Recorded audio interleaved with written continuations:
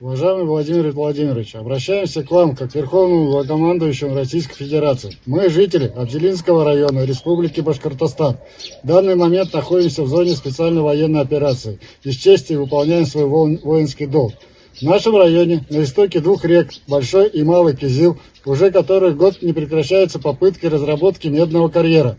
Добывающая организация «Русская медная компания» РМК в данный момент пытается зайти ООО «Салаватская». Если это произойдет, наш район ожидает экологическая катастрофа. По руслу этих рек находится более 40 деревень.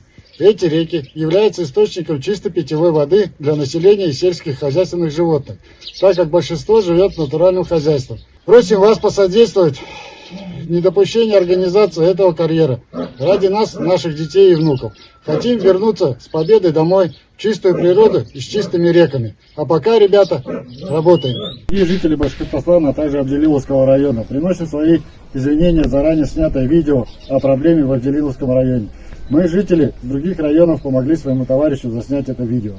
Уважаемые жители Республики Башкортостан и жители Абзелиловского района, недавно мы записывали видео обращение по поводу горы Кыртытау. Мне прислали текст с обращением и ввели в заблуждение. Я смотрел это видео и убедился, что в корыстных смыслах использует наш ролик. В этом ролике нас использовали в темную для размещения других телеграм-каналов, для разжигания, разделения людей, народа Башкирии.